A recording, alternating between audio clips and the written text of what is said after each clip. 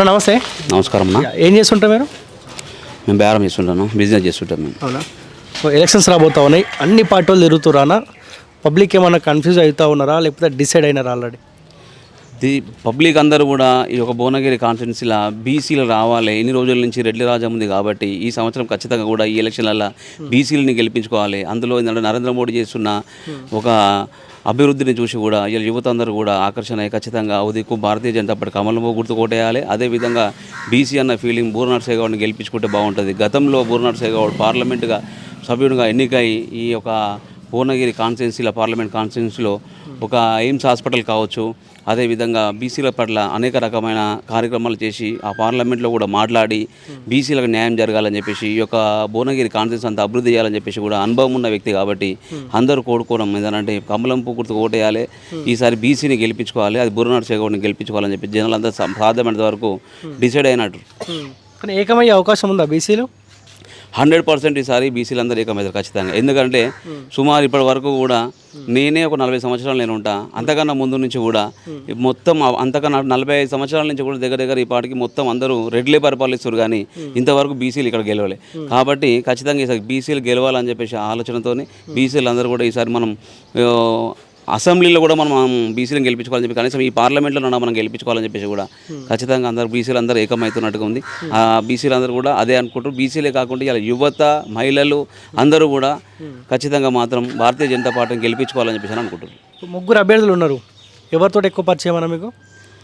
ముగ్గురు అభ్యర్థులలో ఇంతవరకు చామల కిరణ్ కుమార్ రెడ్డి అనే వ్యక్తి అసలు భువనగిరి కాన్స్టిట్యున్సీకి పరిచయం లేని వ్యక్తి.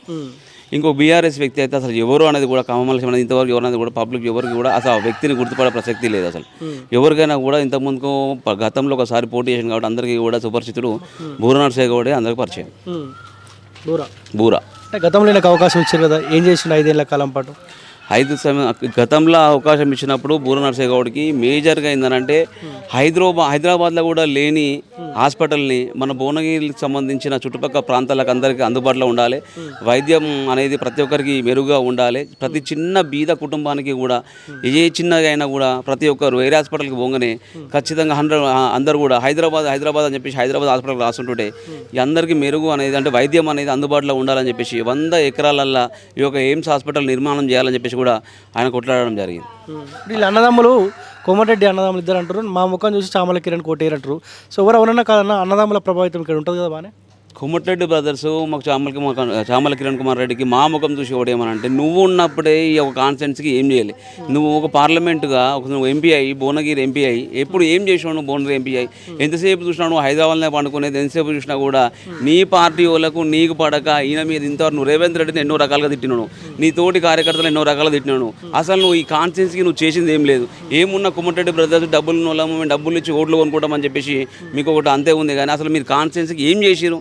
ఏమీ చేయలేదు కాన్స్టిట్యున్సీకి ఇంతవరకు. ఎవరైనా కూడా ఖచ్చితంగా చామల కిరణ్ కుమార్ రెడ్డికి కోమటిరెడ్డి బ్రదర్స్ మాట చెప్తే అసలు పడే ఓటు కూడా పడదు. అంతేనా? మంత్రి పదవి ఇస్తారంట గెలిపించుకుంటే? ఎవరిని గెలిపించుకుంటే మంత్రి పదవి ఇస్తారు? చామల కిరణ్ గెలిపిస్తే రాజగోపాల్ రెడ్డికి హోంమంత్రి వస్తుందట. ఆయనకు ఉపమంత్రి వస్తుందని చెప్పేసి డబ్బులతో ప్రజలు కొంటే కూడా ఇవాళ డబ్బులు కూడా ఎవరు ప్రలోభాలకు ఏమంటారు తీసుకొని వాళ్ళ కోసం తెలుసు కాబట్టి చిత్తశుద్ధి వాళ్ళు తెలుసు. ఎందుకంటే గతంలో కోమటిరెడ్డి రాజగోపాల్ రెడ్డికి ఇక్కడ అవకాశం ఇచ్చారు, కోమటిరెడ్డి వెంకటరెడ్డికి అవకాశం ఇచ్చారు, రాజగోపాల్ రెడ్డికి అవకాశం ఇచ్చినా చేసింది ఏం లేదు, వెంకటరెడ్డికి అవకాశం ఇచ్చినా చేసింది ఏం లేదు. కోమటిరెడ్డి బ్రదర్స్ అంటే కూడా ఇప్పుడు అందరికీ కూడా తెలిసిన విషయం. ఏదో చేజారి బీఆర్ఎస్ మీద ఉన్న కోపంతో కాంగ్రెస్ పార్టీకి ఓటేసి వాళ్ళ బతుకులు ఇలా మేము మంత్రి అవుతాము, మేము గెలిచినాము, మేము చేసినాము, మాకు విలువ ఉంది, జిల్లా మొత్తం మేము సాధిస్తాం, ఉమ్మడి జిల్లాలలో మేమే మొగలం అని చెప్పి అనుకుంటారు. కానీ ఏదో బీఆర్ఎస్ మీద ఉన్న కోపంతో వాళ్ళకి దిక్కులు తోచిన పరిస్థితిలో ఏదో అక్కడ క్యాండిడేట్ లేకపోవడంతో సరిగ్గా కరెక్ట్ లేకపోవడంతో వాళ్ళు ఏదో కాంగ్రెస్ పార్టీకి ఓటేసారు. కానీ ఇలా వాళ్ళ పేరు చెప్తే చామల కిరణ్ కుమార్ రెడ్డికి కనీసం వాళ్ళకి ఓట్ బ్యాంక్ కూడా ఏమంటారు చూసినావా, ఎలాంటి ఓట్లు పడే వాళ్ళ కనీసం వాళ్ళకి ఓట్ బ్యాంక్ కూడా ఆయనకు రాదు. 6 మంది ఎమ్మెల్యేలు ఉన్నారన్న, ఎందుకు సాధ్యం కాదు వాళ్ళకి? నేను చెప్తున్నాను కదా, విషయం ఏంటంటే ఇక్కడ భారతీయ జనతా పార్టీ అక్కడ ఉన్నది, కాంగ్రెస్ పార్టీ ఉన్నది, బీఆర్ఎస్ పార్టీ ఉన్నది.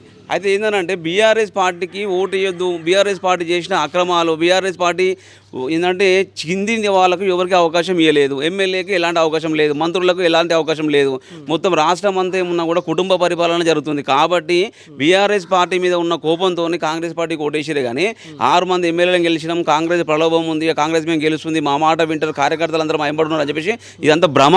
ఓకే, సో బూర గెలుస్తాడు 100%. 100కి 100% బూర నరసయ్య గౌడ్ గెలిచాడు.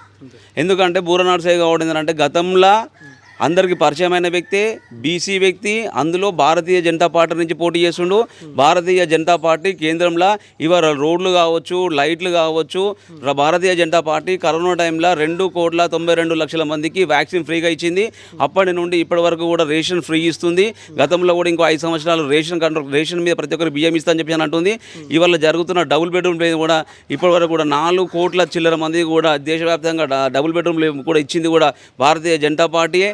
అదేవిధంగా ఇలా యువత మొత్తం భారతీయ జనతా పార్టీకి ఆకర్షణ అయ్యారు. అటు ఒక దిక్కు యువత, ఓ దిక్కు బీసీ, ఓ దిక్కు నరేంద్ర మోడీ.